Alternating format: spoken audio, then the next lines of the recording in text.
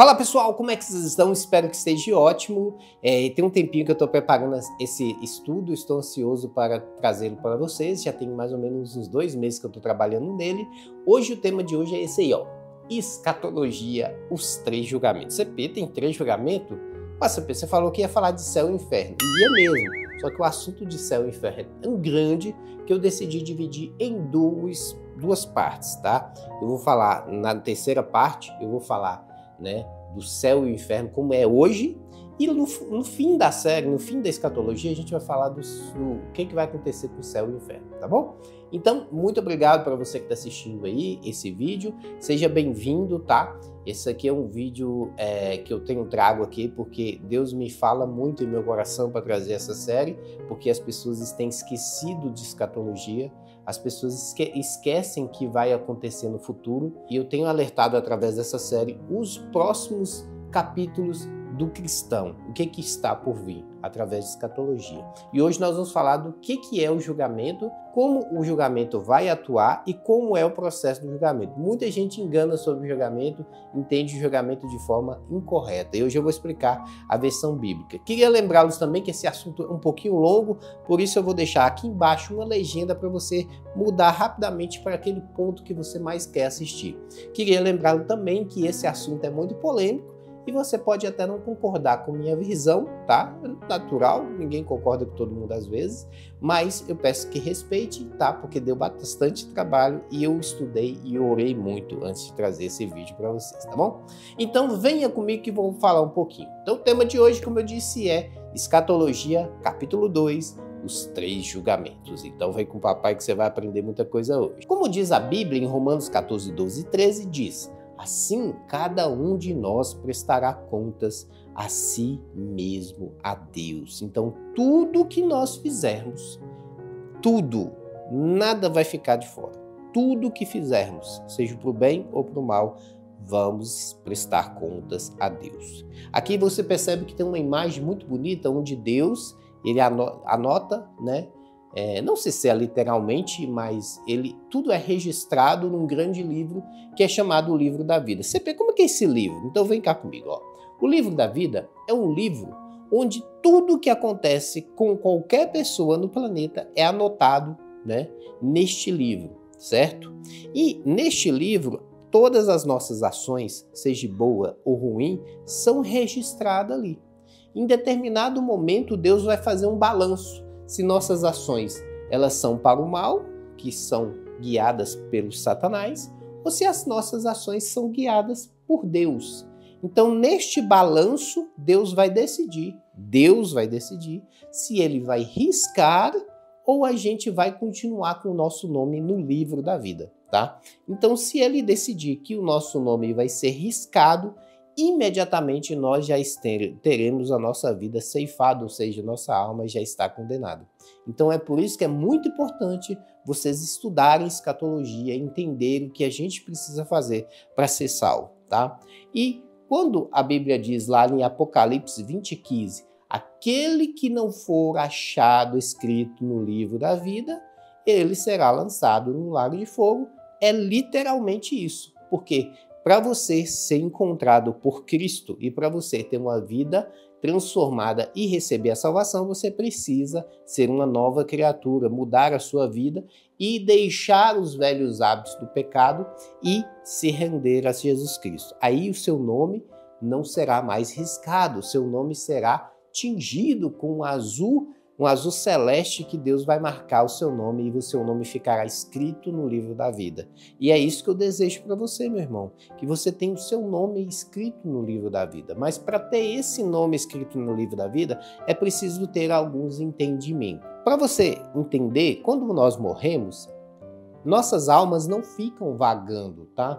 Então, como vocês podem ver nessa figura aqui, ó, os anjos coletam as nossas almas e levam para os destinos provisórios que a gente falou no episódio passado, chamado Hades ou seio de Abraão, paraíso, né? Como a própria Bíblia diz em Lucas 16. E aconteceu que o mendigo morreu e foi levado pelos anjos, ou seja, a nossa alma não fica vagando, não existe alma penada. A alma ela tem um destino provisório chamado Hades ou também paraíso. Eu falei no capítulo 1, assista lá, vai estar aqui na descrição para vocês. Tá? Muito importante também você entender que nessa escada das nossas atitudes, você vai ter momentos que você tem rancor, mentira, injustiça, amor, verdade. Então nós vamos trilhando um caminho. Então o nosso caminho, quem escolhe trilhar, somos nós. As nossas atitudes, quem deseja fazer, somos nós. E de acordo com as nossas atitudes, nós nos assemelhamos a Cristo ou nós nos afastamos de Jesus, tá? Quais as decisões que você tem tomado? Qual o caminho que você está indo? O caminho da salvação ou o caminho da perdição? É você que escolhe, meu querido. E muita gente se engana, muita gente acha que o caminho do crente é um caminho de alegria, paz, bondade, longanimidade, até que é. Mas verão momentos tortuosos e tenebrosos na vida do cristão, tá? A vida do cristão não é fácil. O caminho do cristão é perseguição. Os judeus, servidores do Senhor Jesus e de Deus, eles sempre foram perseguidos. Se você abrir a Bíblia do Velho Testamento até o Novo, você vai ver história de perseguição para todo lado, né? Vou contar aqui rapidamente algumas coisas, né? A época de Noé, por exemplo, toda a humanidade estava corrupta, vivia em pecado. Deus mandou um dilúvio e matou todas as pessoas, exceto a família de Noé. Mais para frente nós vemos aí também a história de vários homens de Deus, como Moisés, vimos também Josué, falamos aqui de Davi. Então, o homem tem sempre essa tendência de estar com o Senhor. E toda vez que ele está com o Senhor, ele sofre perseguição. E quando ele desvia do caminho do Senhor, a perseguição pode até cessar, mas aí a mão de Deus pesa sobre ele. Então, por isso, pessoal, o nosso caminho, apesar da perseguição que nós sofremos, nós devemos estar sempre no caminho de Deus. Se você pegar todos os apóstolos, vou citar aqui para vocês, todos os apóstolos, os mais famosos, Pedro, ele foi crucificado de cabeça para baixo. Aqui, ó, essa é a história de Pedro. Servidor de Jesus, seguidor de Cristo. Tiago, Zebedeu, morto à espada por Herodes Agripa. João morreu de causas naturais, mas por causa do exílio, que ele foi exilado. André, ele foi crucificado de forma de X. Tiago, apedrejado após ser lançado no pináculo do templo. Mateus, morto por espada na Etiópia. Bartolomeu, esfolado vivo. Simão, martirizado. Felipe, enforcado. Tomé, transpassado. Judas Tadeu, morto por flechas. Matias, apedrejado. Aí você fala, CP? Então, a vida do cristão é perseguição. Todos os cristãos, todos os seguidores de Cristo foram perseguidos e mortos. Esse é o caminho do cristianismo. Mas aí que muita gente se engana. Muita gente olha para essa perseguição e acha que é o fim. Não é. Esses homens estão vivendo no paraíso, junto com Deus, trabalhando junto ali com Deus, naquela alegria, vivendo o gozo eterno. E os perseguidores estão no Hades, vivendo em sofrimento eterno. O que parece ser bom, às vezes é ruim. O que é ruim, pode ser bom. Então tem que entender que o destino do cristão é perseguição. Tá? Não pense você que você vai ter vida boa, não. Você vai ter muitas vitórias, muitas coisas para celebrar, mas também no caminho do cristão existem muitas tristezas, muitas pessoas perseguidoras. Existem pessoas te perseguindo, principalmente hoje em dia no Brasil, onde as palavras podem ter mais poder do que as ações. A gente percebe que os juízes soltam os criminosos para prender os seguidores da verdade. Essa é a verdade. Isso acontece no mundo inteiro, pessoal. Então temos que ficar firme, porque a perseguição é grande. E se você pesquisar na Wikipédia, o que é um julgamento? Aí na Wikipédia fala, é o ato pelo qual a autoridade judicante, após examinar os autos do processo de forma sobre um juiz, expõe a justiça e a decisão para solucionar o conflito. Isso que é um juiz que age no julgamento, tá? E o julgamento de Deus, ele é diferente, eu coloquei bem grande mesmo. O julgamento de Deus é diferente do mundo, tá? Hoje no mundo, as pessoas que julgam não têm capacidade de julgar, são os piores dos piores criminosos que tem. Mas o julgamento de Deus não é igual a esse julgamento. O julgamento de Deus, ele é diferenciado. Quando entramos na Bíblia, nós vemos que o tribunal de Deus, ele segue a lei mais justa e imaculada que existe, que é a lei da Bíblia. A lei mais justa do planeta é a Bíblia. Entretanto, os tribunais dos homens, eles variam. Eles variam de nação para nação e não tem nenhuma lógica e nenhum padrão, né? Outra coisa que é importante dizer é que o tribunal de Deus, todas as informações estão registradas no livro da vida. Não existe, né, eu acho, é fato. O que está no livro da vida realmente aconteceu. Não precisa de câmera para gravar. Não, já aconteceu de verdade. Segundo por segundo, Deus sabe o que acontece nessa terra. Já no Tribunal dos Homens, os dados são interpretativos e varia de jurisprudência. Uma coisa que para uns é certa, para outros é errado, né? E a gente percebe que é interpretativo, é a minha interpretação. Outra coisa que é importante, não existe falhas, tudo é registrado e datado. Já na lei dos homens, as falhas são frequentes, depende de apuração e depende de interpretação. Na lei de Deus, não existe injustiça, a justiça será feita corretamente. A justiça de Deus tarda, mas não falha. Mas já na justiça dos homens, é injusto, apenas são ilógicas. Palavras ferem mais do que ações. O que é isso que acontece no mundo hoje? O cara que quer certo, ele está errado. Hoje o certo é ser bandido, né? Acontecerá no tempo certo e todos serão julgados. Já na lei dos homens, depende do interesse, né? E o tempo conveniente. Se o juiz quiser te prender, ele move céus e terra para acontecer isso, tá? Então, é interesse político apenas, beleza? Então, sim, a lei dos tribunais dos homens são inferiores, mais inferior. Não tenho nem palavras para dizer como que o tribunal humano ele é inferior ao de Deus.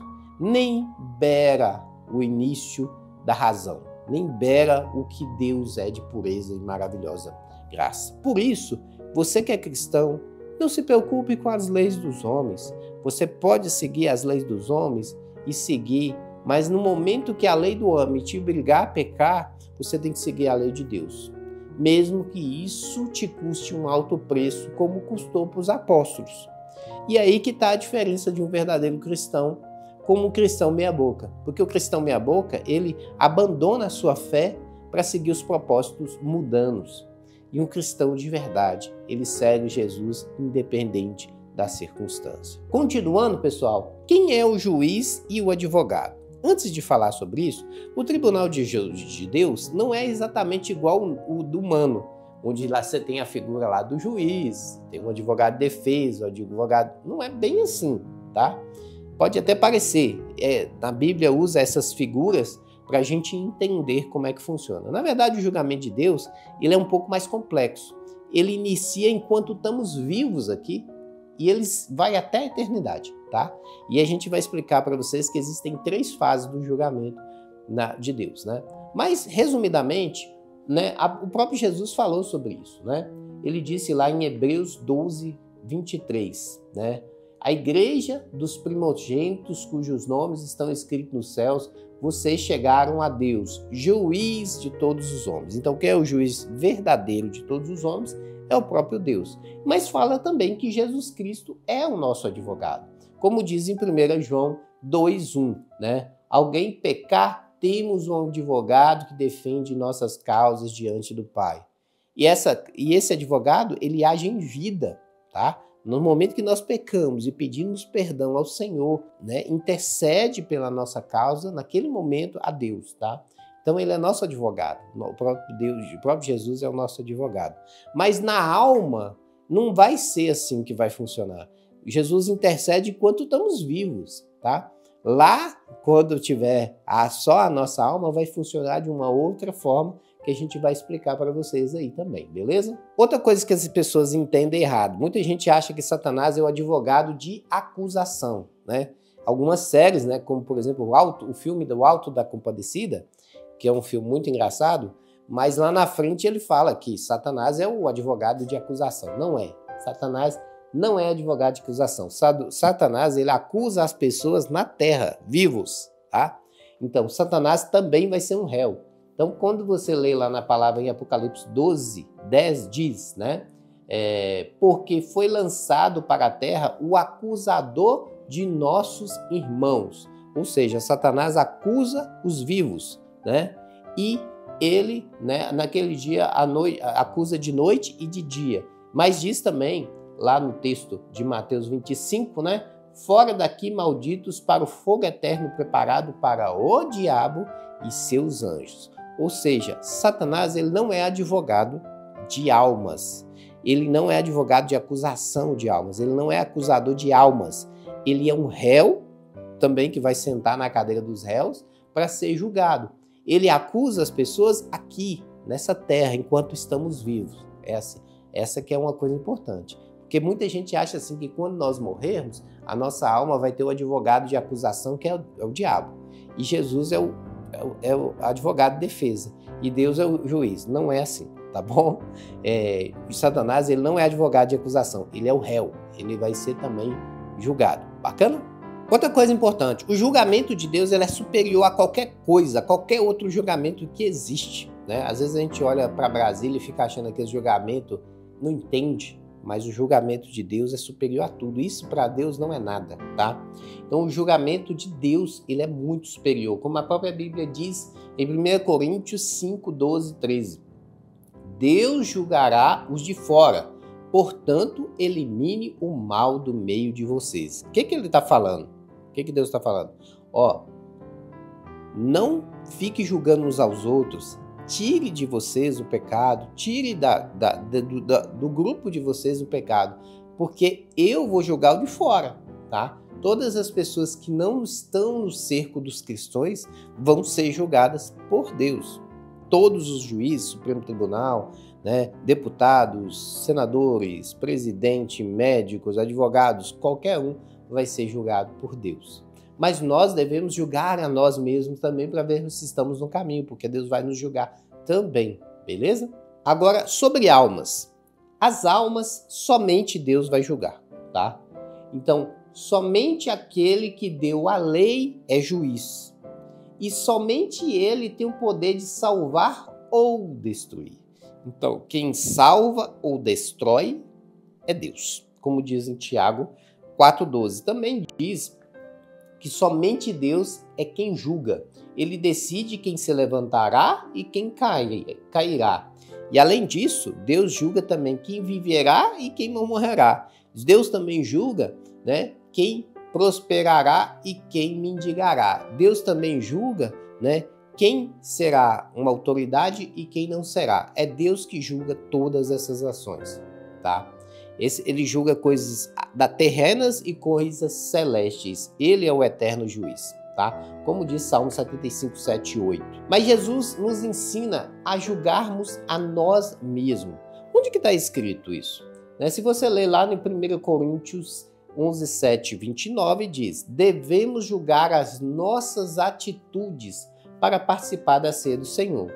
Assim, quem come do pão e bebe do cálice do Senhor indignamente é culpado de pecar contra o corpo e o sangue do Senhor. Portanto, examine-se antes de comer o pão e beber. Aqui, Jesus falando para a gente examinar nós mesmos, pedir perdão. Mesmo que for perdão na hora, você vai receber a ceia, você pede perdão, você lembra do que você fez. Deus, quer te pedir perdão por isso, nomeie os seus pecados. Eu fiz isso, eu me arrependo, Pai. Eu falei com essa pessoa dessa forma, eu me arrependo. Então a gente precisa examinar a nós mesmos. Então, julgar a nós mesmos. Julgar se a gente está indo para um caminho ruim ou bom. Outra coisa, lá em 1 Coríntios 11, 31, já fala: se examinássemos a nós mesmos, não seriam julgados dessa maneira. Ou seja, se antes de pecarmos, nós nos examinássemos se a gente está indo no caminho certo, não precisaríamos, de maneira nenhuma ser julgado por Deus, porque nós somos julgados porque cometemos erros e falhas, porque nós não examinamos a nós mesmos. Então, examine-se a si mesmo, como diz a palavra. E no momento que nós nos examinamos e nos arrependemos dos nossos pecados, nós achamos graças diante de Deus. Como diz lá no texto, né, de Lucas 15, 21, que fala da parábola do filho pródigo.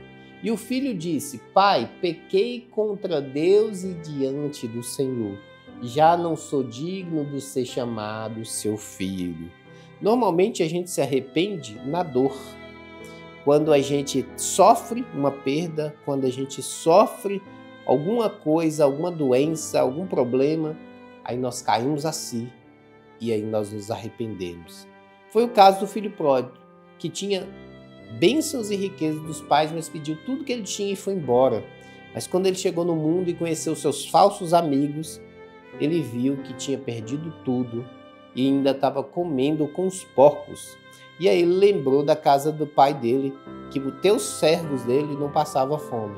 E aí ele voltou para a casa do pai e ele disse: pequei contra o Senhor e contra Deus. Eu me arrependo. E Deus se alegra quando nós pedimos perdão. E Deus fica feliz quando estávamos errados e voltamos para o caminho certo. Então, por isso que é importante a gente examinar a gente todos os dias e vermos o que há de errado em nós. O que podemos melhorar? Essa é a história do cristão, é a história da Bíblia, tá? Precisamos examinar nós mesmos todos os dias e nos arrepender dos pecados. E dentro desse contexto, o que seria um pecado mortal? Pecado mortal é um pecado que não gera arrependimento.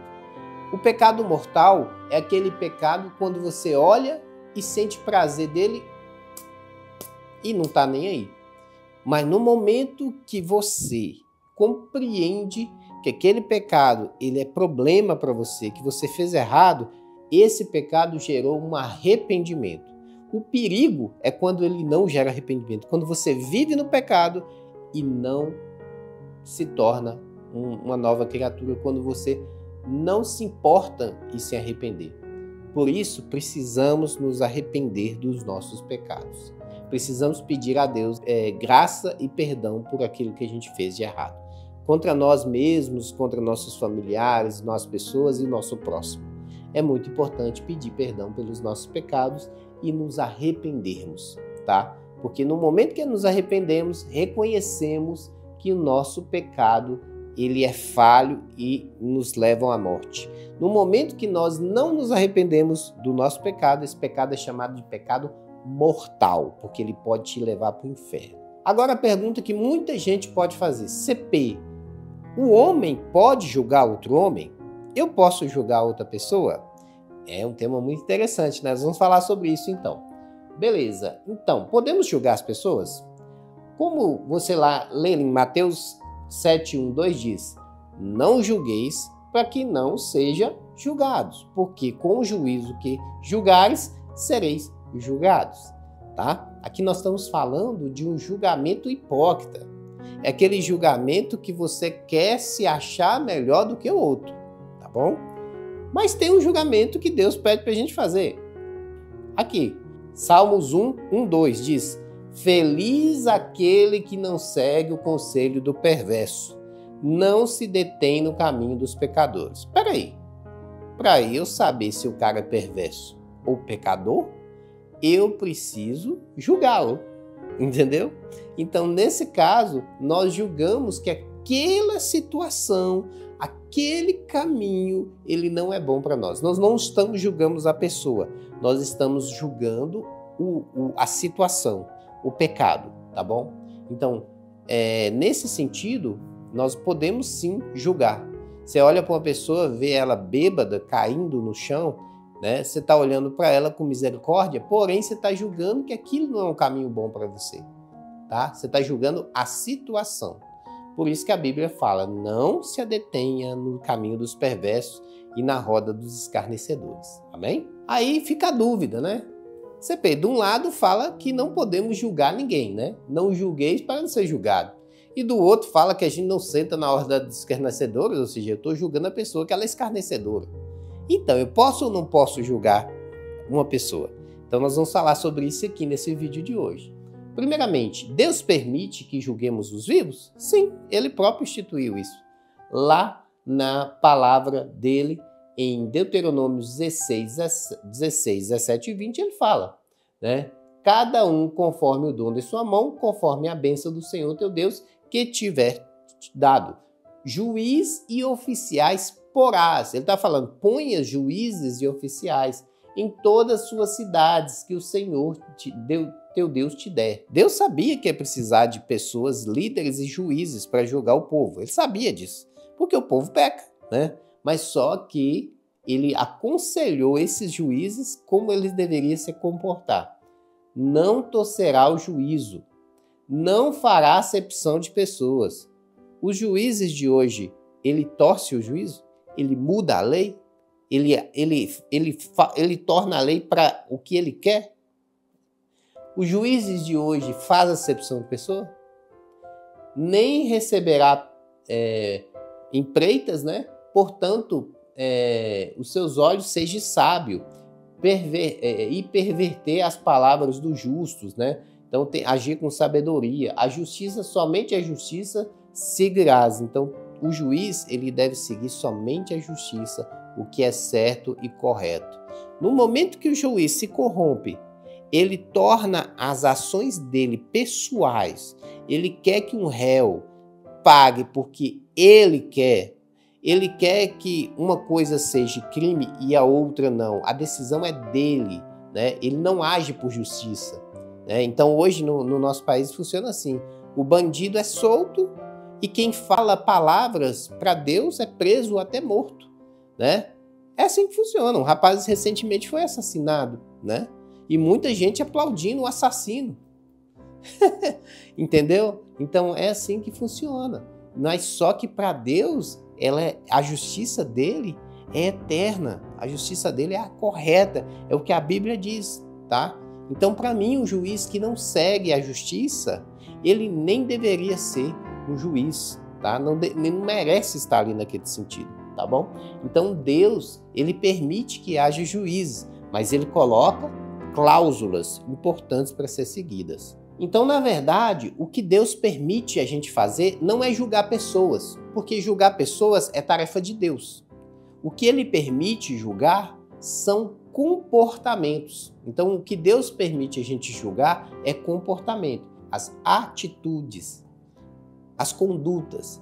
Deus não permite as pessoas julgarem pessoas, alma, porque essa tarefa de julgar a alma e as pessoas é de Deus. A própria Bíblia diz isso lá em 1 Coríntios 5, 11 e 13. Ele diz, mas agora vos escrevo que não vos associei com aqueles que dizem-se irmão, for devasso ou avarento, ou idólatra ou maldizente, ou beberrão ou roubador.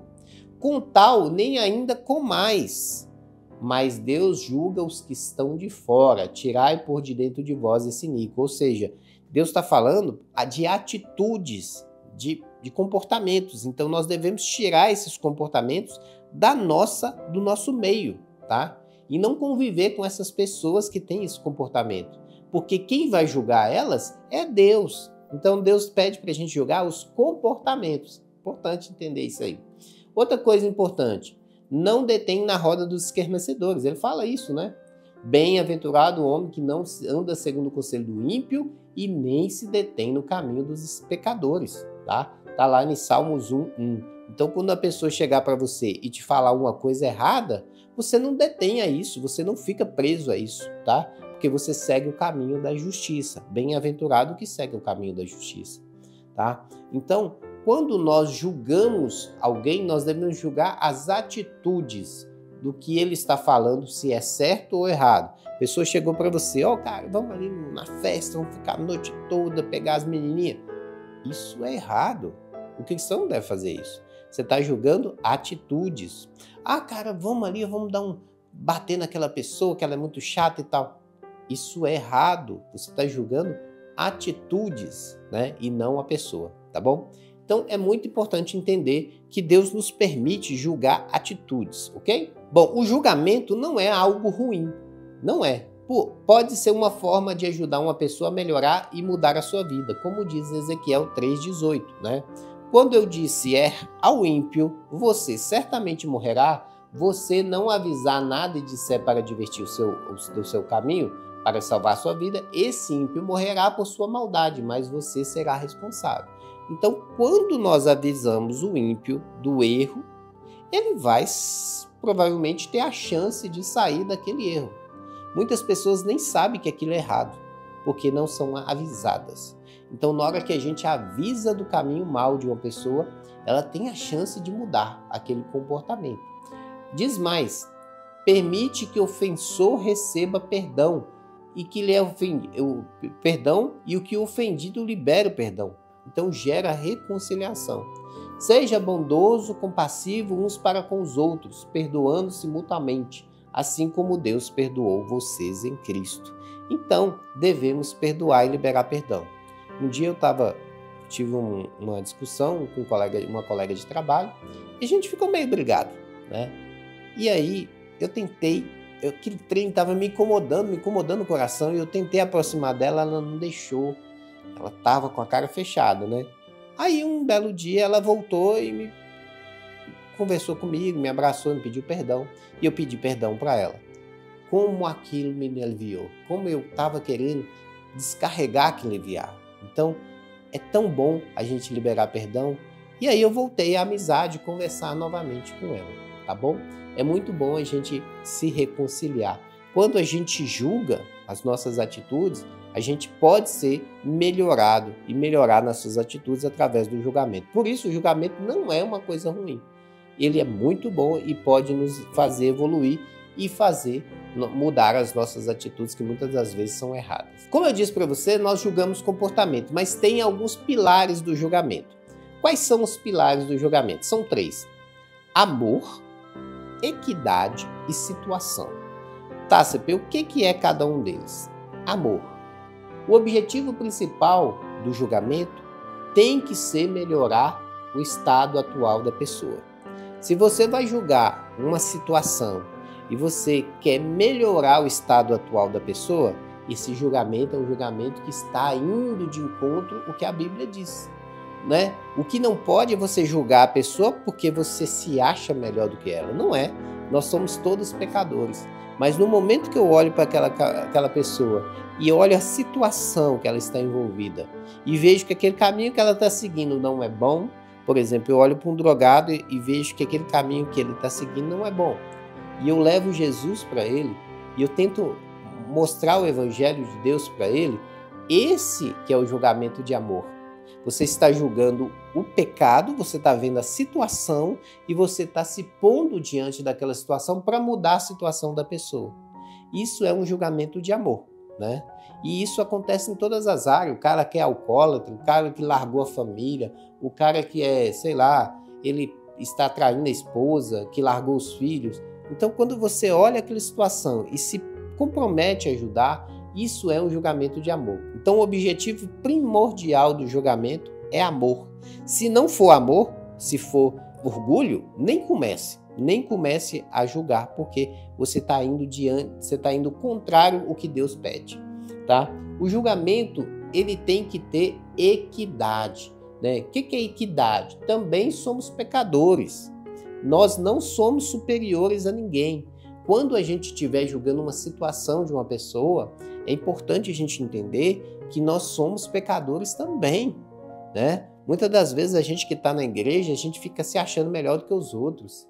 A gente acha, puxa, eu já estou aqui na igreja. Nada, cara, tu tem pecado do mesmo jeito. O cara tá vivendo ali com a promiscuidade, tá nas drogas, no álcool, tá traindo a esposa, né? Mas você também é pecador. Nós somos pecadores. Então, toda vez que você julgar a situação de uma pessoa, lembre-se disso.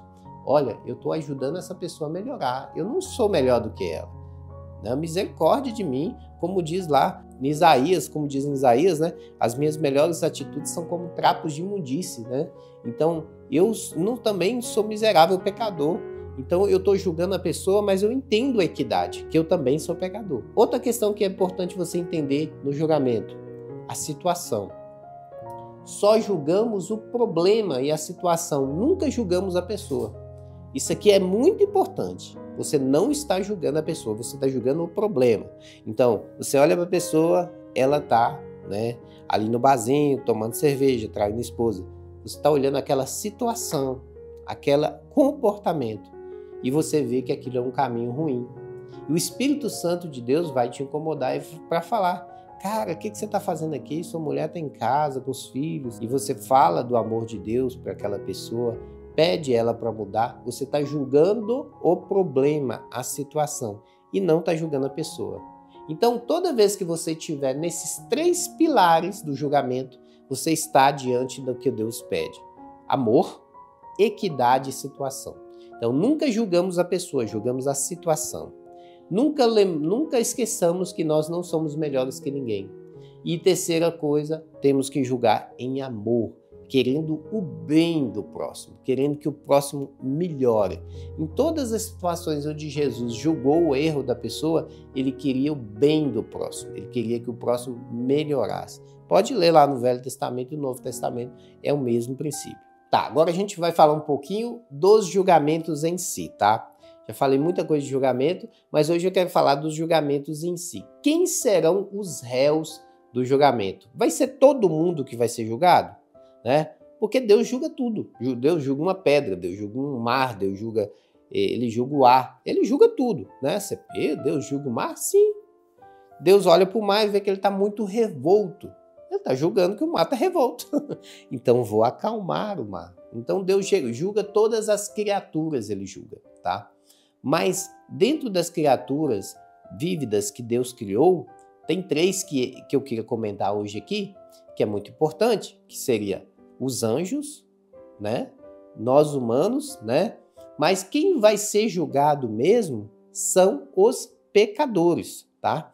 Então, quando eu falo aqui que quem será julgado será os pecadores, eu estou falando de 3 pessoas praticamente, né? Estou falando aí dos iníquos, que são as pessoas que não creem em Deus, né? Quem crê nele não é condenado, mas quem não crê já está condenado. Isto é iníquo, a pessoa que não crê em Deus. Portanto, não crê no nome no gênero do Filho de Deus. Está lá em João 3,18. Então, o que é um iníquo? O que é uma pessoa que não desconhece a Deus? É a pessoa que não está na presença de Deus e não segue seus princípios. Essa aí é uma pessoa iníqua, tá? Então, dentro do grupo dos pecadores, os iníquos também estão. Mas também dentro do grupo dos pecadores estão os salvos, porque também os salvos, eles cometem pecado, tá? Se você pegar, por exemplo, Davi, ele cometeu pecado desejando Betseba. Os salvos também cometem pecado, né? Então lá em 2 Coríntios 5,10 fala: porque todos devemos comparecer ante o tribunal de Cristo, para que cada um receba o segundo o que tiver feito por meio do corpo, bem ou mal. Então também serão julgados os salvos, mas também será julgado os anjos caídos, tá? Os demônios, né? O diabo, os que enganava, foi lançado no lago de fogo de enxofre, onde estão a besta e o falso profeta. E de dia e de noite serão atormentados para todo sempre. Apocalipse. Então, os réus serão tanto os iníquos, os salvos e os demônios, tá? Agora, os anjos de Deus, eles não cometeram pecado. Jesus não cometeu pecado. O Espírito Santo não cometeu pecado. Então, esses não precisam de julgamento. Quem vai ser julgado é os pecadores, tanto os que são santos de Deus, os iníquos e os demônios. Tá bom? Esses serão os grupos principais do julgamento de Deus. E Deus julgará toda a criatura. Não existe ninguém nessa terra que não vai ser julgado. E o julgamento de Deus é um julgamento eterno e real e mais correto que existe. Não existe um julgamento tão correto como Deus. Deus, ele é preciso, ele é cirúrgico, tá? Então o julgamento de Deus será para todos. Como diz Eclesiastes 12, 13 e 14, que diz: de tudo que se tem ouvido, o fim é temer a Deus, e guardará os seus mandamentos, porque isso é dever de todo homem, porque Deus há de trazer o juízo sobre toda obra, e até tudo que estiver encoberto, quer seja bom, quer seja mal. Então, tudo que existe, seja bom, seja encoberto ou seja visto, será julgado por Deus, tá? E, meus irmãos, eu vou dizer a verdade para vocês. Esses homens que se acham poderosos e que julgam e que usam a caneta, eu tenho pena deles. Porque a quem muito lhe é dado, muito será cobrado. E vai ser pesado o julgamento para eles, tá? Misericórdia, temos que pedir perdão, né? Pedir misericórdia por essas pessoas para que elas venham se arrepender e voltar seu caminho para o Senhor, porque o destino delas é muito feio. Antes de falar dos 3 julgamentos, né, que o vídeo de hoje era sobre isso, eu quero falar para vocês o que é arrebatamento e o que é ressurreição, porque muita gente confunde. Eu não vou falar de arrebatamento hoje, porque isso é para frente, só vou citar algumas coisas aqui para atiçar a curiosidade de vocês. Arrebatamento é lá na frente, tá? E também não vou falar de ressurreição hoje também, tá? A gente vai entrar num contexto aqui porque eu preciso abordar esse tema, tá bom? Então, o que é arrebatamento e o que é ressurreição? Vamos lá. Arrebatamento e ressurreição. Lá em Tessalonicenses, ele próprio já fala da diferença. Lá diz: porque o mesmo Senhor descerá do céu com alarido, e com voz de arcanjo, e com a trombeta de Deus, e os que morreram em Cristo ressuscitarão primeiro.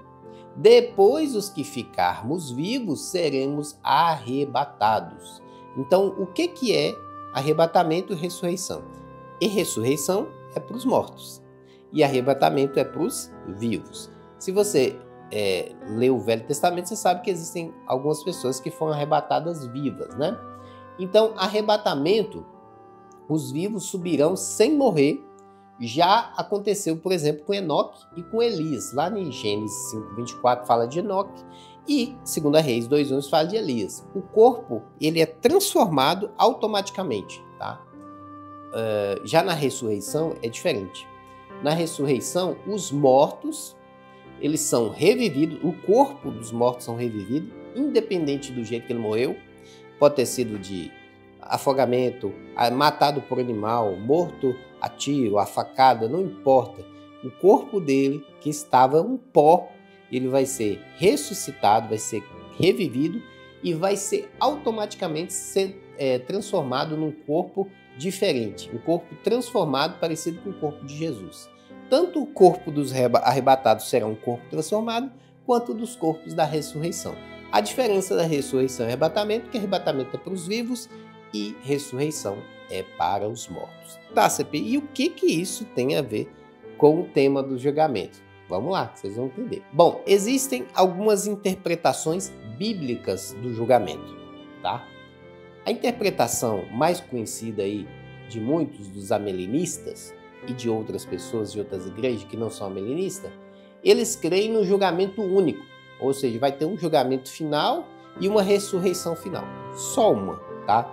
Então, tudo acontecerá simultaneamente. Imediatamente após a ressurreição, acontecerá o julgamento e as almas são destinadas para o céu e o inferno. Então, neste evento, será um evento único, onde os mortos vão ressuscitar e os vivos vão ser arrebatados e vai ter um julgamento só. Um só, beleza? Eu não acredito nisso, porque isso não é descrito na Bíblia, tá? Eu não acredito dessa forma. Eu acredito que vai ter 3 julgamentos e 2 ressurreições. Você vê que loucura, 3 julgamentos, sim. A linha pré-milenista ou pré-tribulacionista, que é a que eu sigo, nós estudamos dessa forma.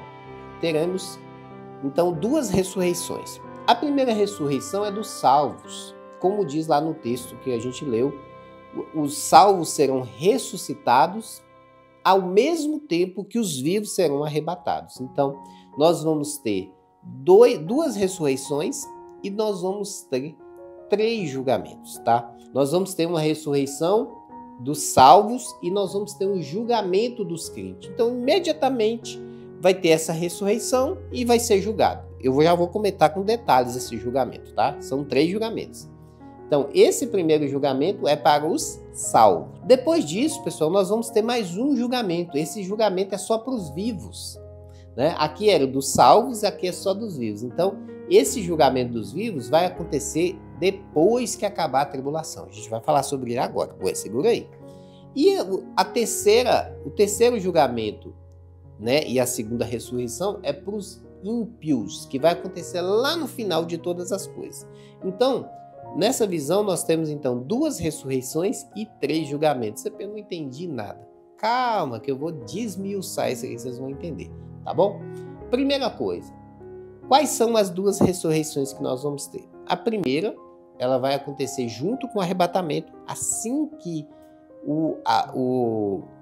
a grande tribulação começar. Então, para os salvos mortos, somente salvos, acontecerá antes da tribulação. Os corpos enterrados serão ressuscitados e transformados. No momento que começar a grande tribulação, o anticristo surgir, antes disso vai ter o grande evento que é a volta de Jesus para buscar a sua igreja. E ela vai ressuscitar os mortos e os que estão vivos vão ser arrebatados. Não é todos os vivos que vão ser arrebatados, é quem Deus decidir, quem Jesus decidir que é eleito para ser o povo de Deus, tá? Então não é todos que vão ser arrebatados não, beleza? É bem a minoria.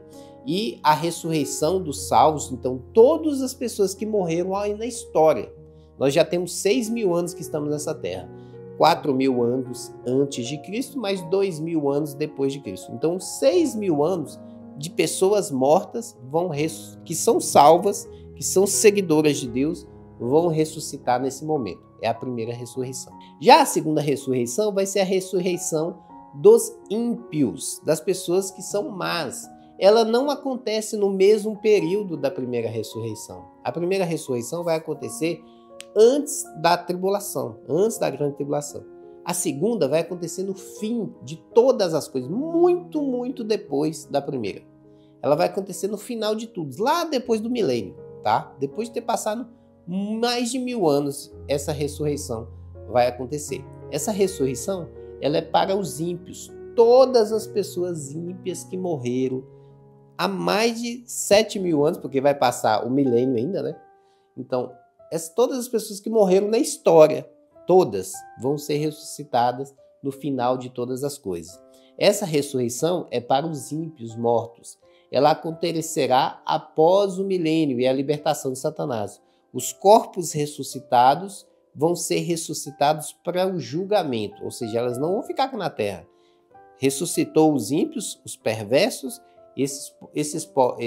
essas almas com o corpo transformado vão ser julgadas, tá? Beleza? Depois a gente vai falar mais para frente aqui desse vídeo ainda. E depois, esse aqui é o tipo de ressurreição.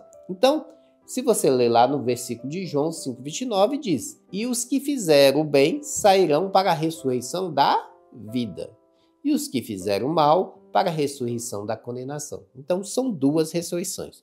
Uma que vai acontecer antes da grande tribulação, e outras depois de 1.000 anos depois vai ter a segunda ressurreição, que é para os ímpios, para as pessoas que são más, perversas e não seguiram a Deus, tá bom?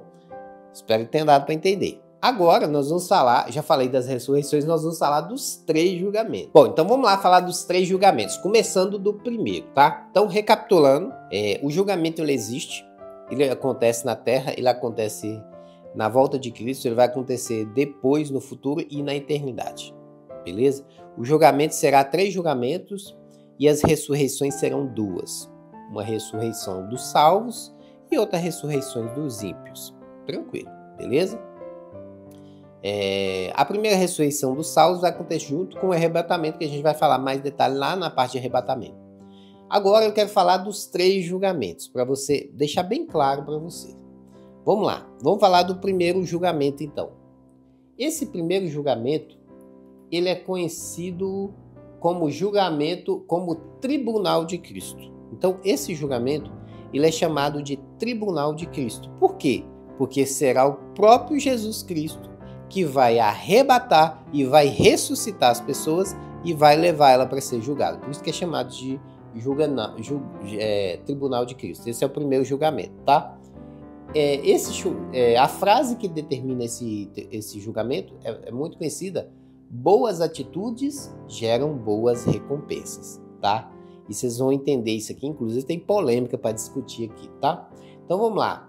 A Bíblia diz lá em 2 Coríntios 5,10: porque todos devemos comparecer ante o tribunal de Cristo, para que cada um receba segundo o que tiver feito por meio do corpo, o bem ou mal. Quando ele fala todos, ele fala todos os justos, todos os santos, todos os que são de Deus. Não é toda a humanidade não, tá? Nesse primeiro momento não é toda a humanidade, é todos os santos. Todos vão comparecer. E tudo que os santos fizeram de errado ou de bem vai aparecer lá e vai ser julgado. Porém, esse julgamento é para salvos, não é para ímpios, ok?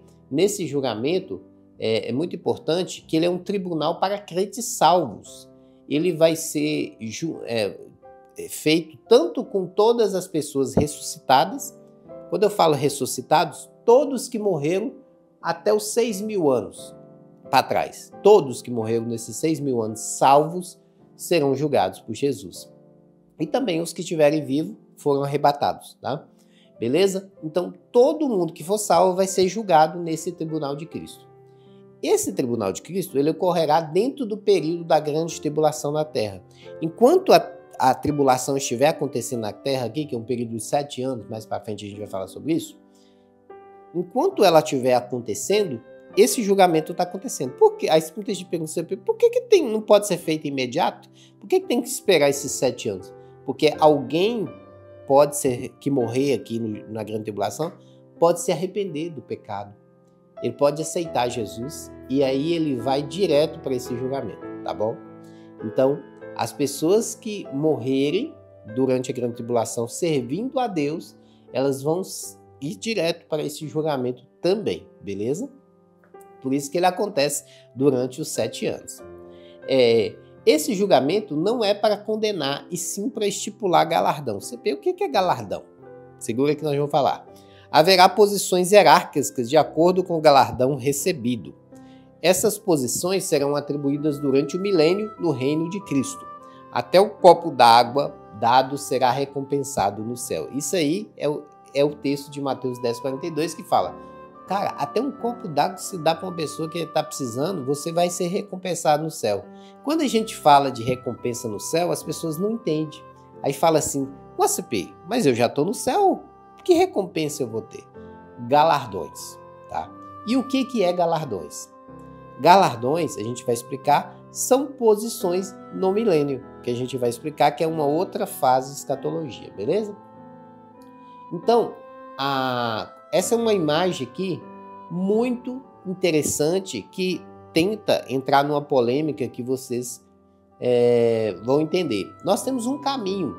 Esse caminho até a salvação, ele é difícil, não é fácil. Nós temos muitas coisas nos atraindo para o mal, né? As obras da carne nos atraem para o mal. Mas a Bíblia diz aqui, ó, em Efésios 2, 8 e 10 diz: vocês são salvos pela graça. Então, realmente, a salvação ela vem pela graça. O problema é que as pessoas não entendem que as obras têm intimidade e relação com as nossas ações também. Então ele diz aqui, ó, nós somos salvos mediante a graça, por meio de fé. Isso não vem de vocês, é uma dádiva de Deus, é um presente de Deus. Não é uma recompensa pela prática de boas obras, para que ninguém venha se orgulhar. Certíssimo. Então, a salvação ela não vem por ações. Eu não preciso me flagelar, me chicotear, né? Dar tudo que eu tenho para os pobres. Isso não vai garantir a salvação. A salvação veio através do sacrifício de Jesus, mediante a graça dela. Não tem discussão. O que nós podemos discutir é que as pessoas que são salvas, elas mudam. Elas nascem de novo. E aí, Jesus completa: pois somos obra-prima de Deus, criados em Cristo Jesus, a fim de realizar boas obras. Ou seja, o que vai determinar se você é salvo ou não é que você tem que mudar suas atitudes e você tem que praticar boas obras, tá? A salvação não vem por obras, mas a partir do momento em que nos tornamos salvos, nos tornamos filhos de Deus, começamos a praticar boas obras. É esse o entendimento. Então, muita gente entende as coisas erradas. Fala assim, não, eu já aceitei Jesus, não preciso fazer mais nada. Não precisa sim. Precisa sim, porque as nossas ações mostram se realmente aceitamos ou não a Cristo.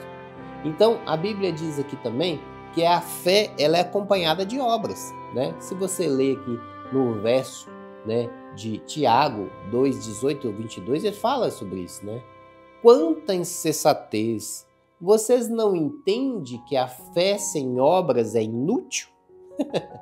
Não lembra que nossos antepassados Abraão foi declarado justo por suas ações quando ofereceu o filho de Isaac no seu altar? Como vem, sua fé e suas ações atuam juntas. Assim, as ações tornaram a fé completa. Ou seja, eu preciso, né, mostrar que eu sou seguidor de Cristo através das minhas obras. Como eu posso falar de Jesus sendo uma pessoa que não tem boas obras? Não tem como. É isso que o versículo está falando. E diz mais. A Bíblia fala para a gente juntar tesouros no céu. E muita gente não entende isso. Vendam seus bens e Deus necessitado, com isso ajuntarão tesouros no céu. E as bolsas nos céus não se desgastarão e nem desfazem.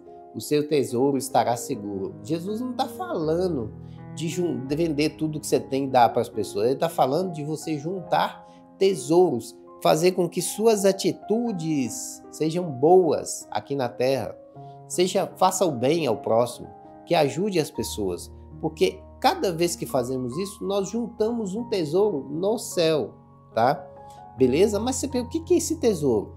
É o nosso galardão, que a gente vai falar também. Em Coríntios 3:12, 17, fala um texto interessantíssimo que diz: no dia do juízo, porém, o fogo revelará que tipo de obra cada construtor realizou.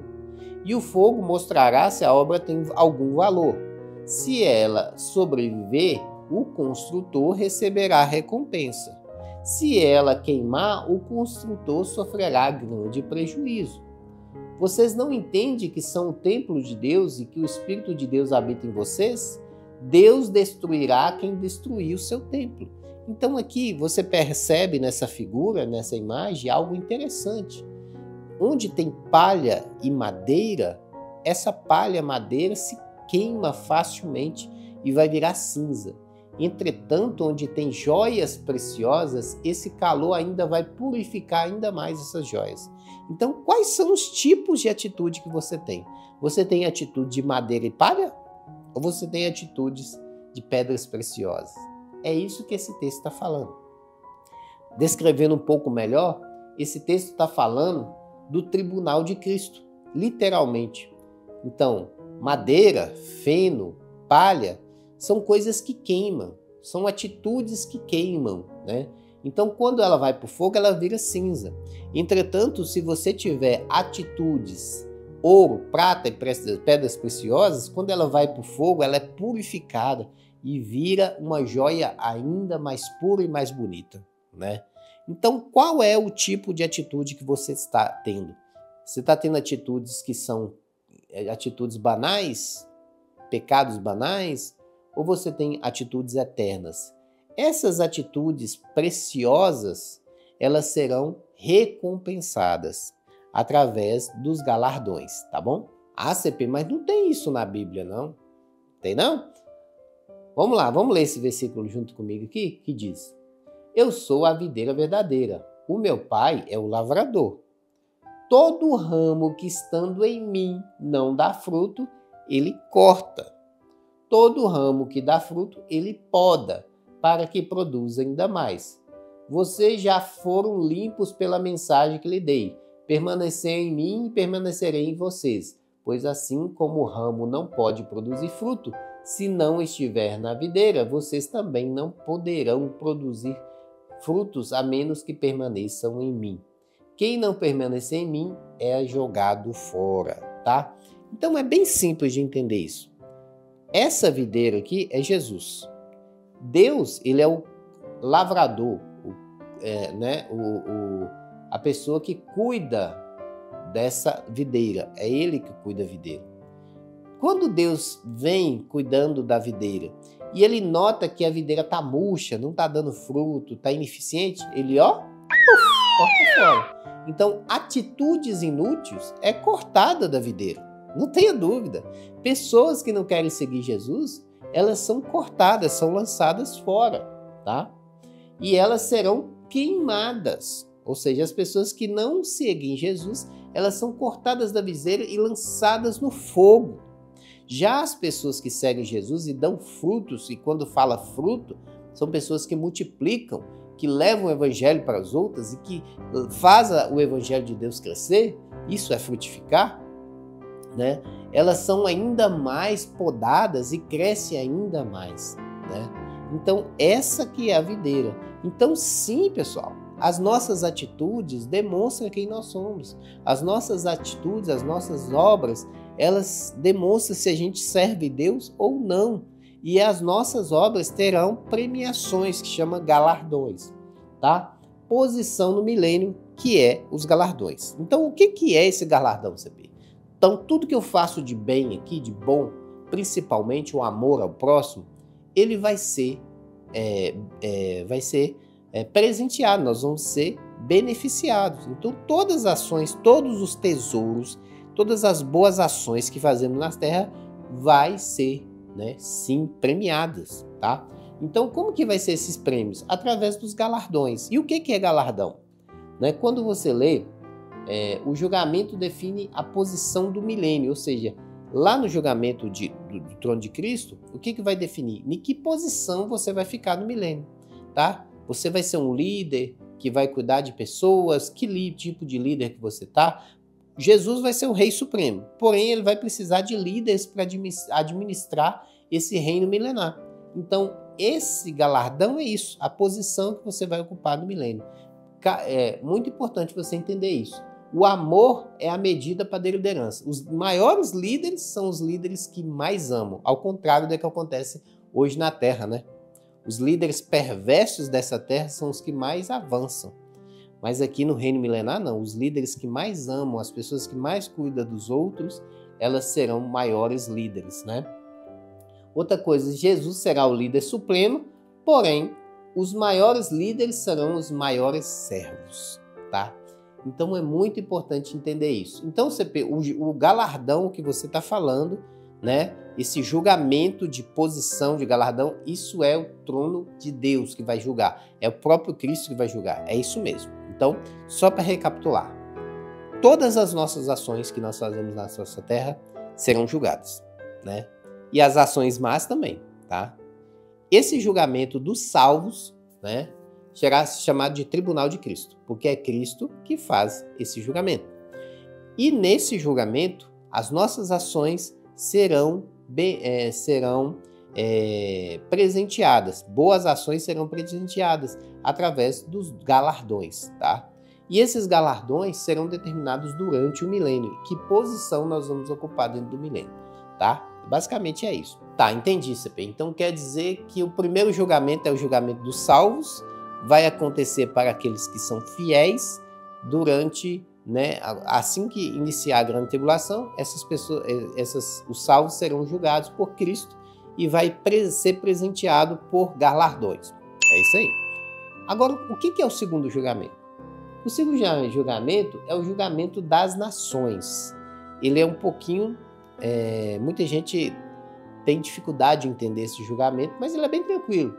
Ele é citado quando Jesus fala da separação do joio e do trigo, né?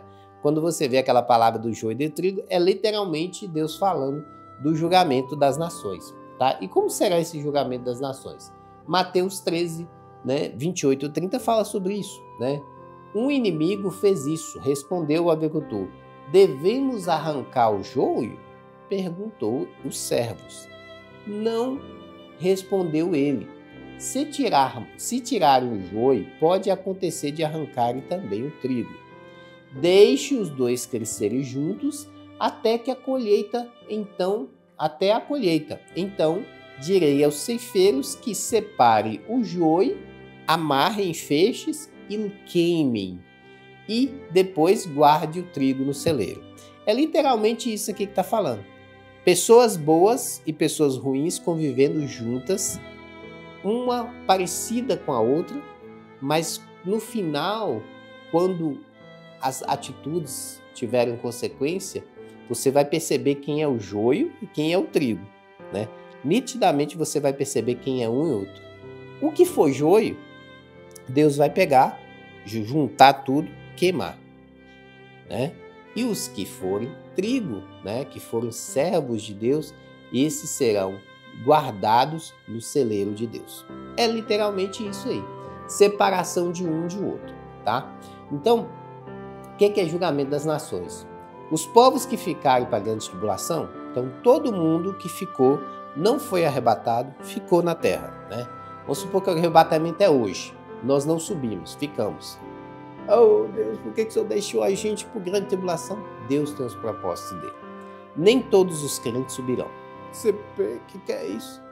Quem vai subir é quem Deus julgar merecedor. É Ele que julga. Se nós não subirmos é porque não somos merecedores. Então, Ele vai julgar quem ficar nessa terra, tá? E aí, os povos que ficarem na grande tribulação, eles vão passarem no final pelo segundo julgamento que eu vou te falar. Os povos que ficarem para a grande tribulação serão provados. Então a gente vai passar 7 anos de provação. A soma dos povos formarão 2 grupos. Então, juntando todo mundo, forma 2 grupos. Os bodes e as ovelhas. Então, aqui na grande tribulação vai ter 2 grupos de pessoas. Os bodes e as ovelhas, tá? Eu vou falar sobre isso. Acontecerá provavelmente na volta de Cristo, início do milênio. Então, esse julgamento, que é o julgamento das nações, vai acontecer no início do milênio, tá? E Deus vai julgar e vai separar os bodes das ovelhas. Já vou falar sobre isso. No final dos 7 anos, a vinda de Cristo, tem gente que fala que é a primeira ou a segunda, não importa, em Apocalipse 1:7 fala sobre isso, vai iniciar então esse julgamento. A besta e o falso profeta será lançado no lago de fogo, em Apocalipse 19:20 fala. Então, após os 7 anos da grande tribulação, o anticristo que pregava a maldade, né, e a separação de Cristo, né, e o falso profeta que pregava a falsa religião, a marca da besta, eles serão os únicos a irem para o inferno. Deus vai julgar eles naquele momento e eles vão para o inferno e vão ficar sozinhos lá mais de 1000 anos, tá? Então, eles serão os inauguradores do inferno, a besta e o falso profeta. Muito importante dizer isso. Quem ficar fiel ou se converter se tornará apto para o milênio. Então, todas as pessoas que ficarem aqui na grande tribulação, né, as pessoas que eram crentes e permanecerem firmes e não receber a marca da besta e continuar firme, elas vão entrar no milênio.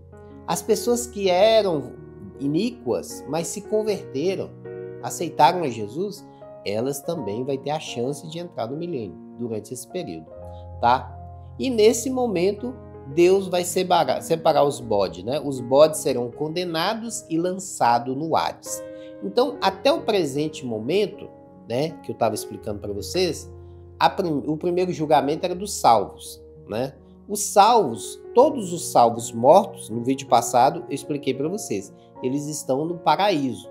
No momento em que há o arrebatamento e a ressurreição, eles vão para uma outra fase, eles vão ser julgados no tribunal de Cristo para galardões, tá? Ok? Já as pessoas iníquas, elas vão ficar ainda no Hades, elas estão ali no Hades. E os que morrerem lá na grande tribulação também vão para o Hades, beleza? Todas as pessoas que receberem a marca da besta vão imediatamente para esse lugar provisório chamado Hades, aguardando o terceiro julgamento que é mais à frente. Então, esse segundo julgamento é o julgamento das nações. Todo mundo que estiver vivo durante a grande tribulação, ele vai ser julgado, tá? A CPI, os que morrerem na grande tribulação. Os que morrerem na grande tribulação, se forem iníquos, vão para o Hades. Se forem, né, salvos, vão direto para o tribunal de Cristo, que está acontecendo naquele período que eu já tinha falado para vocês. Bom, então vou especificar um pouquinho mais sobre após a grande tribulação que vai acontecer. Após o Magedon, Jesus vai voltar e ele vai separar 2 grupos. As pessoas que creem nele e são fiéis vão entrar dentro do milênio. Aquele milênio maravilhoso que eu vou falar depois, lá para frente, onde o leão fica com a ovelha, né? E os que não forem de Deus, que seguiram o anticristo, receberam a marca da besta, eles vão ser condenados e vão para o Hades, tá bom? Então, existe essa separação aqui, ó. A Bíblia diz lá em Apocalipse 19:18 que depois vi a besta, os reis da terra e os seus exércitos reunidos para lutarem contra aquele que montava no cavalo. E aqui você vai seguindo aqui, eu não vou aprofundar porque isso faz parte de outro estudo para frente. Mas no final o que vai acontecer? Jesus vai resgatar os salvos, vai salvar as pessoas do anticristo. O anticristo vai ser lançado no lago de fogo, junto com o falso profeta, e todas as pessoas que estavam vivas seguindo o anticristo, eles não vão para o lado de fogo ainda não, tá? Eles vão para o Hades, local previsório. Por que não vão para o inferno? Porque eles precisam ser julgados, tá bom? No julgamento das nações, como eu disse para vocês, Jesus vai separar os bodes das ovelhas, tá? Todas as nações serão reunidas diante dele e apartará uns dos outros, como o pastor aparta os bodes das ovelhas, e porá as ovelhas à sua direita, mas os bodes à esquerda. Tá até o contrário aqui, né? As ovelhas estão à direita da gente, né? Mas tudo bem. Então dirá o rei aos que estiverem à sua direita: vinde benditos de meu pai, possuirei por sua herança o reino dos que está preparado desde a fundação dos mundos. Ou seja, no momento da grande tribulação, Jesus vai vir, vai olhar quem serve ele, quem é fiel e quem é iníquo. Os iníquos é chamado de bodes. Eles vão ser separados para a esquerda e eles vão direto para o Hades. E vão aguardar o julgamento, que vai ser o terceiro julgamento, que daqui a pouco eu falo sobre ele. Já as ovelhas, elas vão ser eleitas e vão participar do milênio. Então as ovelhas que Deus julgar que merecem estar no milênio, vão estar no milênio, tá? Então somente as ovelhas ficarão durante o milênio. Qual a diferença de bodes e ovelhas? Então isso aqui é muito importante, pessoal, porque às vezes a gente tem atitudes de bodes e às vezes temos atitude de ovelha. Por isso eu recomendo você sempre buscar ser uma ovelha e nunca um bode. A ovelha, ela representa os justos, obedientes, humildes, que aceitam a direção do bom pastor, Jesus, e vivem em submissão. O bode já simboliza os injustos, os teimosos, rebeldes, desobedientes, que ignoram a vontade de Deus e seguem o seu próprio caminho. Então, você é um bode ou você é uma ovelha? As ovelhas, elas ouvem a voz do pastor e seguem o pastor. Os bodes não, ele é resistente à autoridade, não ouve a voz do pastor, prefere ficar sozinhas, trazem discórdia, causam confusão. As ovelhas, elas são dóceis, mansas, em rebanho buscam a união, estar juntas umas com as outras, aceita a repreensão, arrepende dos seus pecados. Já os bodes é ativo, orgulhoso, briguento, quando repreendido, atende a agredir, se revolta, né? Esses são os bodes. As ovelhas aceitam a salvação em Jesus, praticar sua vontade, colocar Deus acima de todas as coisas. Já os bodes, ele rejeita a Cristo, ele vive na rebelião, ele coloca à esquerda e terá como destino a perdição. As ovelhas, elas são seletivas no que comem, alimenta-se de pães frescos, né? Ela é comparada ela se alimenta bastante da palavra. Já os bodes, ele é menos seletivo, ele come quase de tudo, e o que é comparado ao cristão, que absorve quase toda a ideologia de lixo. Já as ovelhas não, só absorve a doutrina de Cristo, tá? Então aí, essas são as diferenças de bodes e de ovelhas. Qual atitude você está tendo? Você é um bode ou você é uma ovelha? Primeiro julgamento será o julgamento dos salvos. Ele vai acontecer durante a grande tribulação, os 7 anos. Enquanto a grande tribulação estiver acontecendo aqui na terra, Deus está julgando os salvos, tá? Morreu alguém que aqui é salvo, vai para o julgamento de Jesus. Morreu um ímpio, vai para o Hades, local provisório, tá bom? Esse é o primeiro julgamento. O segundo julgamento é o julgamento depois que acabar a grande tribulação. Deus vai separar os bodes das ovelhas. Ó, você não presta para o meu reino, você vai para o meu reino. Então ele vai separar quem vai ser merecedor de entrar no reino milenar. Então, o segundo julgamento é o julgamento dos vivos. Bacana? Todo mundo que estiver vivo vai ser julgado. Terceiro julgamento agora, vamos lá. Esse terceiro julgamento é chamado do grande trono branco. Por quê? Porque aqui vai ser separado mesmo os pecadores dos puros. Por isso que se chama grande trono branco, tá? Quando a gente lembra do grande trono branco, a gente fala de punição dos ímpios, tá? Então a Bíblia diz lá em Salmos 5, 4, 7. Ó Deus, tu não tens prazer algum na maldade e não toleras o pecado dos perversos. Os orgulhosos não terá lugar em tua presença, pois odeia todos que praticam o mal. Tu destrói os mentirosos. Ó Senhor, o Senhor detesta assassinos e enganadores. Por causa do teu grande amor, entrarei na tua casa, adorarei em teu templo com profunda reverência. Então, tudo que é pecado, Deus odeia, tá? E aqueles que cometem o pecado estão indo contra a orientação de Deus, estão cavando a própria destruição. E a Bíblia diz que esse julgamento do grande trono branco, ele vai ser para os ímpios, tá? Será o julgamento dos ímpios, aquele que Deus julgar que pratica impiedade. Todos os ímpios mortos serão ressuscitados e julgados. Apocalipse 12 e 13 fala sobre isso. Quando eu falo todos os ímpios, todas as pessoas que morreram ao longo dos 6.000 anos vão ser ressuscitadas e vão ser julgadas, tá? Lembra-se que não será só 6.000 anos, será mais de 7.000 anos, porque terá os 1.000 anos do milênio, né? Então todos os ímpios, todas as pessoas que cometeram erro, maldade, elas vão ser ressuscitadas no final de todas as coisas, tá? Que é lá no final do milênio. Já os salvos, eles já foram ressuscitados lá, 1.000 anos antes, né? Lá na grande tribulação, beleza? Muitos que passaram pelo milênio se desviarão, né? Ou seja, mesmo aquelas pessoas que viveram 1.000 anos, aí quando o diabo é solto, engana elas. E elas, mesmo vendo a maravilha do reino milenar, elas vão ser enganadas por Satanás e vão ser julgadas ímpias e vão sair da presença de Deus e vão para, né, o Hades também. Acontecerá provavelmente no fim do mundo, ou seja, esse julgamento final é o julgamento final mesmo, tá? Ele acontecerá no fim de todas as coisas, quando o diabo já for preso, tá? O diabo será jogado no lago de fogo. Lembra que antes, quem estava lá no lago de fogo, no inferno? Somente o falso profeta e, né, o anticristo. Só esses dois estavam no inferno. Agora, Satanás vai ser jogado lá.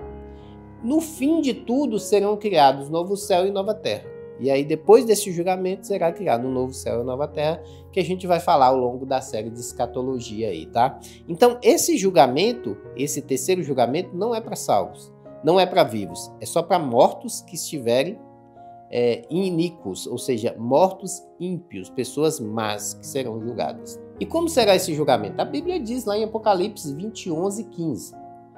Vi um grande trono, aquele que estava sentado nele, a terra e o céu fugiram de sua presença, mas não encontraram lugar para se esconder. Vi os mortos, pequenos e grandes, em pé diante do trono de Deus. E foram abertos os livros, né? Aqueles livros que eu falei no início, tá? Incluindo o livro da vida. Os mortos foram julgados segundo o que haviam feito. Então, tudo que está escrito lá vai ser julgado, conforme o que está registrado nos livros. O mar entregou os mortos, e a morte e o do mundo dos mortos também entregaram seus mortos. E todos foram julgados de acordo com seus atos. O que está falando aqui? Independente do jeito que a pessoa morreu, acidente marítimo, alimentado por animais, facada, tiro, independente, doença, os mortos vão ressuscitar, os ímpios, tá? Para serem julgados. Então a morte e o mundo dos mortos foram lançados no lago de fogo, ou seja, não vai existir mais morte. E esse lago de fogo é a segunda morte, tá? E quem não tinha o nome registrado no livro da vida, que é aquilo que eu falei com vocês de ser riscado, vai ser lançado no lago de fogo para viver eternamente. Então, após esse julgamento, né, que Deus vai estar com uma grande multidão, inclusive, se Deus quiser, nós estaremos nessa grande multidão, né, observando e testemunhando o julgamento das nações. O julgamento, o grande trono branco, onde os perversos pagarão finalmente por todos os crimes que eles fizeram. É nesse momento que os perversos, Satanás e também o anticristo e o falso profeta vão pagar pelos seus crimes, tá? É nesse momento onde a justiça de Deus será consumada de fato. Quem vai para o inferno? Então vamos lá, quem vai ser as pessoas que vão para o inferno? Primeiro, aí para o inferno vai ser o anticristo e o falso profeta. Não existirá, ainda nesse presente momento que estou falando, não tem ninguém no inferno. Quando o anticristo passar pela grande tribulação, terminar os 7 anos, eles vão ir para o inferno, tá? Ele e o falso profeta vão para o inferno. Uma ala específica só para eles. E eles vão ficar ali por mais de 1000 anos aguardando os seus companheiros que vão para o inferno. Depois do falso profeta e do anticristo, quem é que vai para o inferno? Uma região chamada Tártaro, que eu falei no vídeo passado, vai ser ocupada por Satanás e seus demônios, que é a região mais profunda do inferno. Essa região mais funda do inferno vai ser ocupada por Satanás e seus demônios após o fim do milênio, né? Após o fim do milênio, Satanás vai para lá. E todas as pessoas que não largarem Satanás, não receberem a Cristo, não mudarem as suas vidas, elas vão seguir Satanás e vão ter as suas almas lançadas no fogo eterno também. Então serão basicamente 3 grupos que vão para o inferno. O primeiro, o anticristo e o falso profeta, depois Satanás e esse demônio, e todas as almas da humanidade que seguirem Satanás. Alguns teólogos dizem que quem vai para o inferno é mais de 90% da população. Mais de 90% da humanidade vai para o inferno. Alguns teólogos chegam a dizer isso. Eu não sei. Eu não posso dizer isso. Eu espero que não seja isso. Eu oro a Deus para que não seja isso. Eu oro a Deus que seja uma grande maioria que vá para o céu. Porque isso que eu estou mostrando aqui para vocês é real, vai acontecer e é terrível. É a eternidade. Nós estamos falando da eternidade das suas almas sendo queimadas no fogo do inferno. Amém, pessoal? Por isso que eu estou alertando. Mudem seus autos, muda a sua vida, receba a Cristo, muda suas atitudes, seja uma nova criatura, porque este é o destino final dos perversos. Este é o destino final daquelas pessoas que não seguem a lei de Cristo, que seguem a si próprio, que se acham que são detentoras da lei, que dão a canetada. Essas pessoas, o destino dela é o inferno. E é muito triste, a gente tem que orar por elas para que elas se arrependam e não vá para lá, tá bom? Final do julgamento, qual que será o resultado? Primeiro julgamento, salvos. O resultado vai definir galardões, né? Esse julgamento é chamado Tribunal de Cristo. Ele vai ser para ressuscitados salvos e para arrebatados salvos, né? Ele vai acontecer antes da grande tribulação e vai até o final da grande tribulação.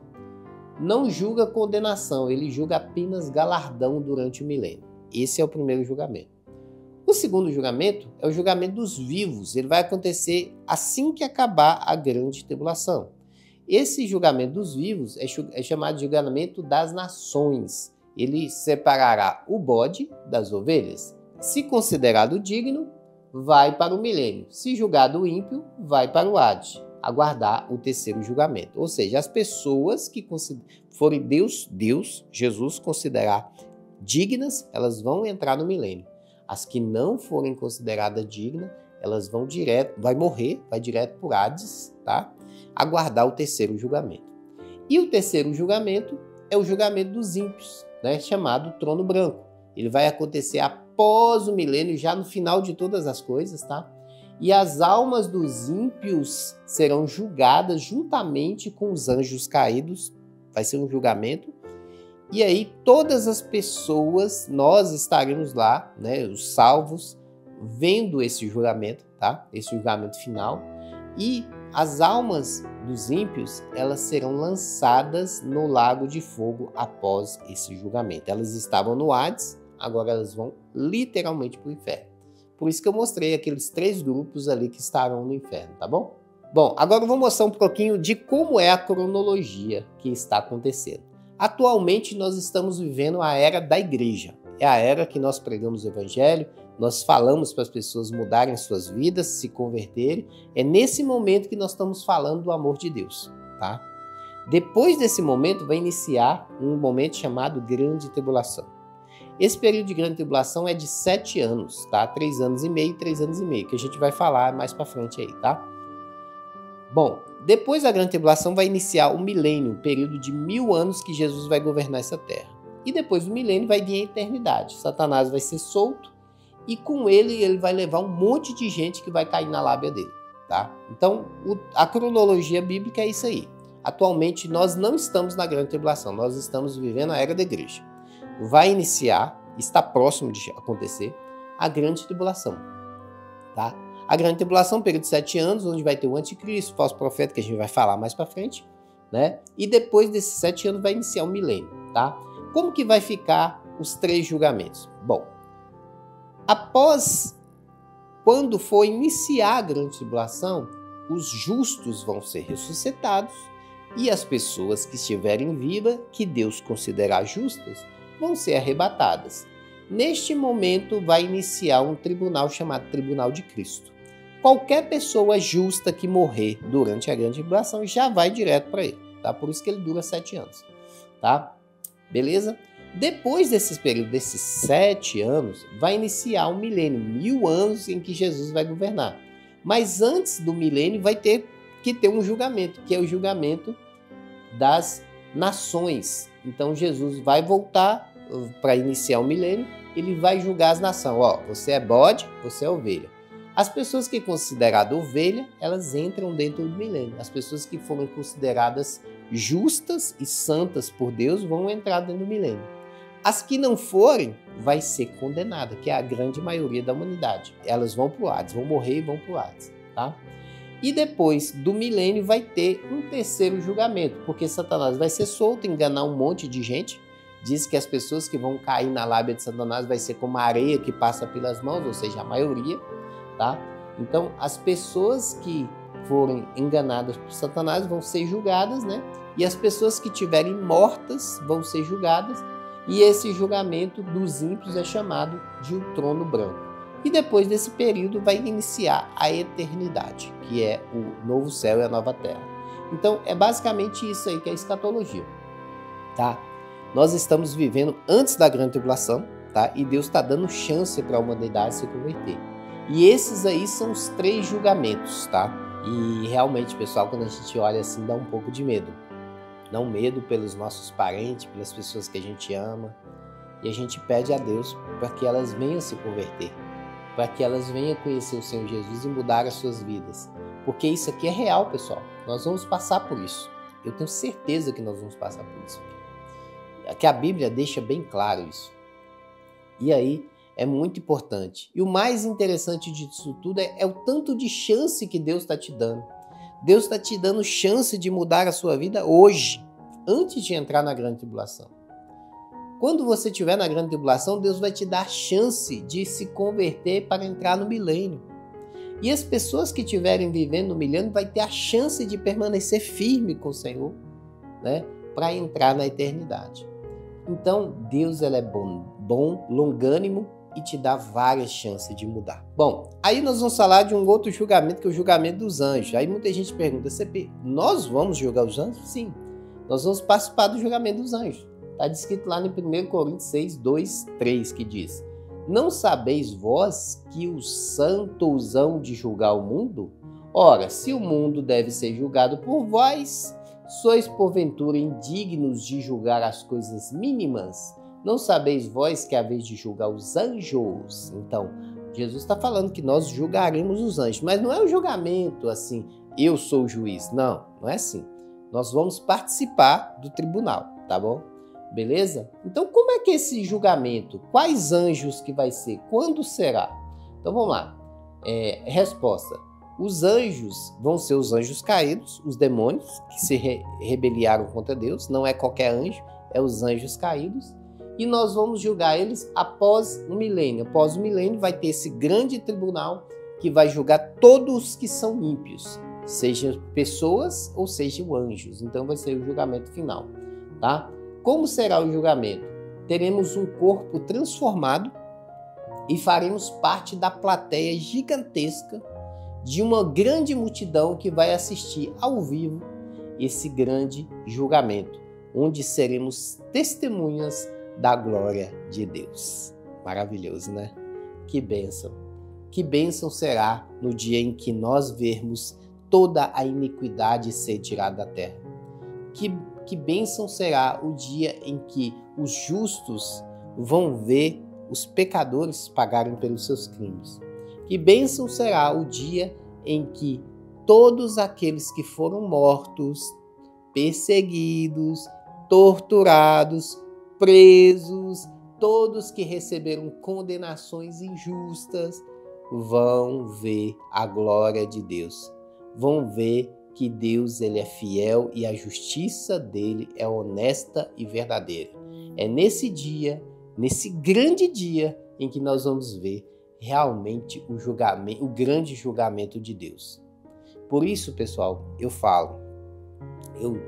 clamo, vamos mudar as nossas vidas. Vamos colocar Deus em primeiro lugar.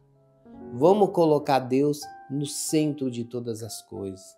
Vamos deixar mais as nossas atitudes ruins.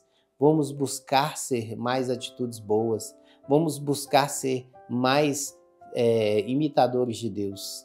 E vamos afastar das atitudes do mal. É isso que nós precisamos fazer. E se você entendeu dessa série de julgamentos, eu que te peço, se você puder ajudar a deixar um like, divulgar essa história para várias pessoas conhecer, porque isso aqui ninguém mais prega na igreja. E é tão triste que ninguém mais sabe disso aqui.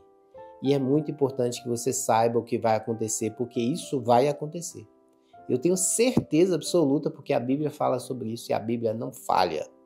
A Bíblia, ela pode tardar, a palavra de Deus pode tardar, mas ela não falha, ela vai acontecer. Eu tenho certeza de como certo é o amanhã, que Jesus vai voltar e que todas essas coisas que eu falei, desses três julgamentos e das 2 ressurreições, do arrebatamento, isso tudo vai acontecer. Tenho certeza disso. Precisamos buscar o caminho certo, o caminho do Senhor. Como eu disse para vocês, ser cristão não é fácil. Não. Ser cristão significa ser perseguido. Ser cristão significa ser rejeitado. Ser cristão significa ser menosprezado. Ser cristão às vezes significa ser preso, morto e torturado. Mas ser cristão significa passar pela glória de Deus, pelo reino de Deus. E aquele que perseverar até o fim receberá o prêmio da glória da vida eterna. Então, meu irmão, permanece firme, fica firme no Senhor, porque dias terríveis virão e nós precisamos estar firmes somente em Deus. Amém? Até a próximo vídeo a gente vai falar um pouquinho mais céu e inferno. Então, se você gostou, deixa o like, se inscreva no canal. Até a próxima, valeu, fique down!